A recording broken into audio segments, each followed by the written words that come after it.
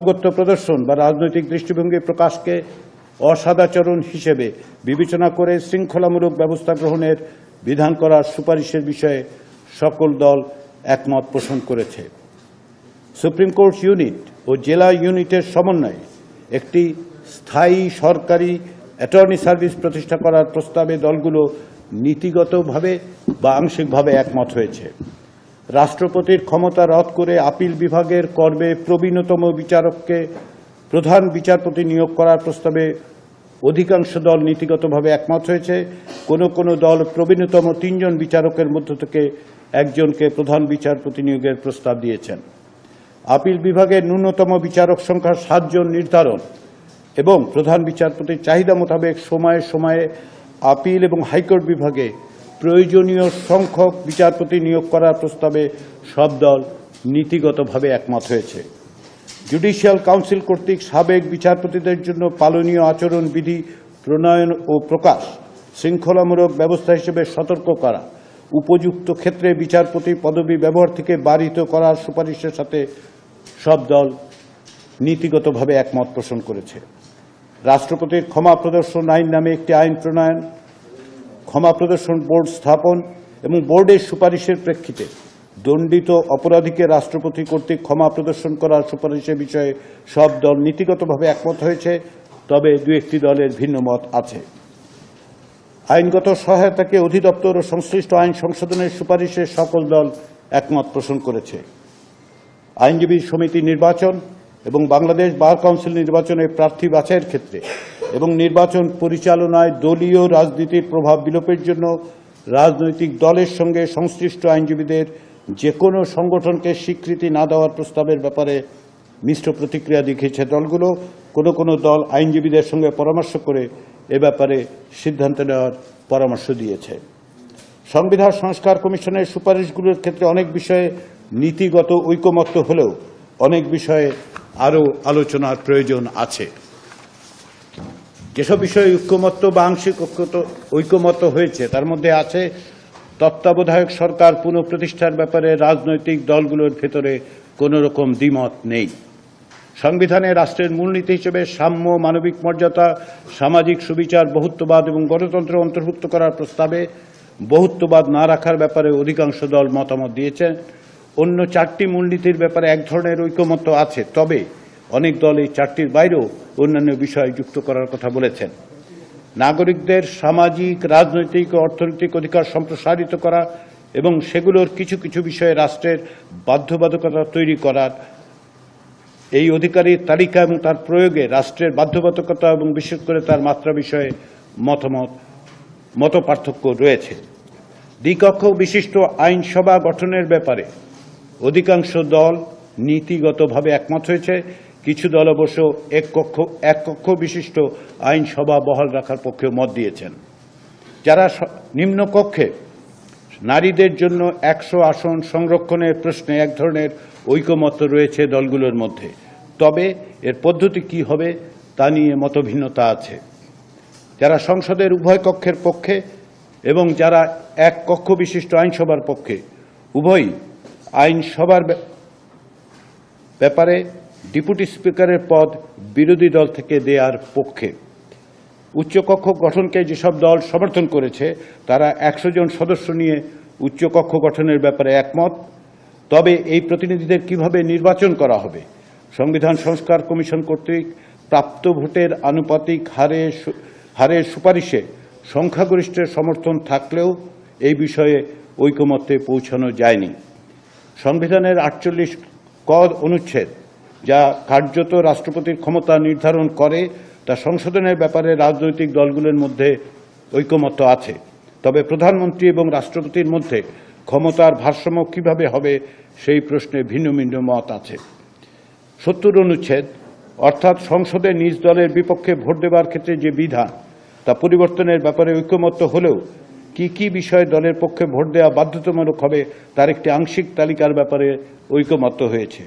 অর্থ বিল, আস্থা ভোট, সংবিধান সংশোধন বিলের ব্যাপারে দলীয় অনুশাসনের বাধ্যবাধকতার ব্যাপারে অধিকাংশ দল একমত।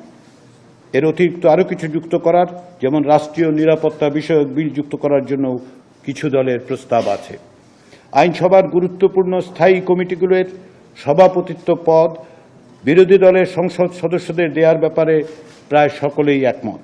এই মর্মে বিশেষ কয়েকটি কমিটি, যেমন public accounts committee, estimate committee, public undertaking committee, privilege committee, কমিটির সভাপতিত্ব বিরোধী দলের কাছে দেওয়ার বাধ্যবাধকতার আরোপের ব্যাপারটি বিবেচনায় আছে।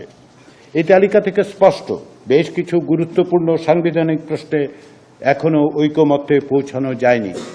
এর মধ্যে বিচার বিভাগের বিকেন্দ্রীকরণের কাঠামো, তত্ত্বাবধায়ক সরকারের প্রধান উপদেষ্টা নিয়োগ, তত্ত্বাবধায়ক সরকারের মেয়াদ, জাতীয় সাংবিধানিক কাউন্সিল বা এনসিসি গঠন, একই ব্যক্তি প্রধানমন্ত্রী হিসেবে কতবার নির্বাচিত হতে পারবেন, একজন সংসদ সদস্য কতগুলো পদে থাকতে পারবেন, রাষ্ট্রপতি নির্বাচনের প্রক্রিয়া কি হবে, সংবিধান সংশোধন প্রক্রিয়া কি হবে, এই ধরনের মৌলিক কাঠামোগত গুরুত্বপূর্ণ বিষয়গুলো অমীমাংসিত থেকে গেছে।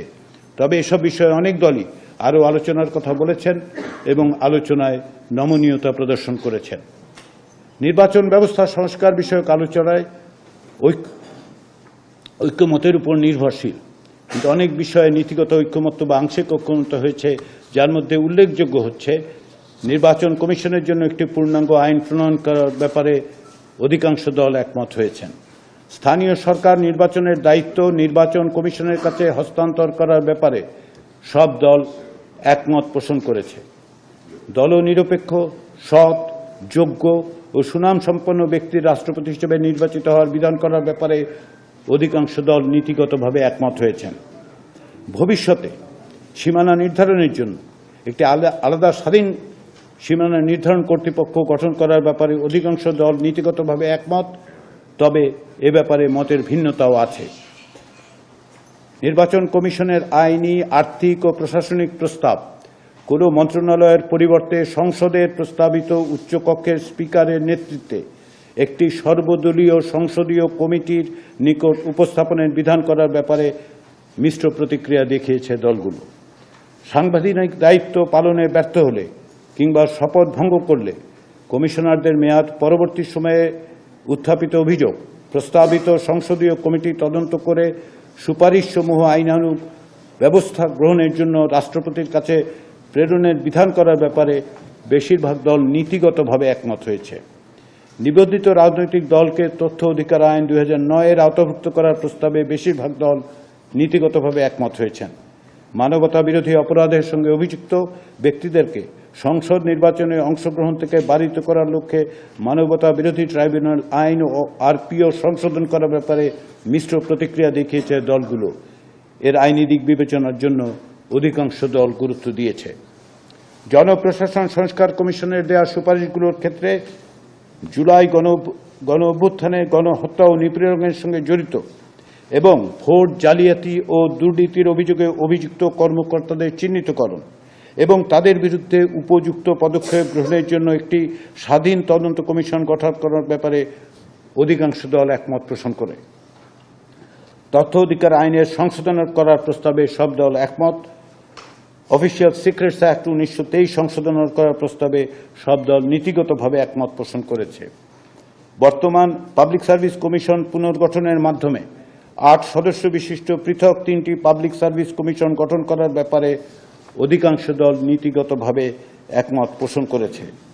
বিভিন্ন মন্ত্রণালয়ের কার্যক্রম পর্যবেক্ষণের জন্য সংসদের স্থায়ী কমিটির মতোই জেলা ও উপজেলা পর্যায়ে বিভিন্ন শ্রেণী পেশার নাগরিকদের সমন্বয়ে একটি করে জেলা নাগরিক কমিটি ও উপজেলা নাগরিক কমিটি গঠন করার ব্যাপারে দলগুলো মিশ্র প্রতিক্রিয়া দেখিয়েছে।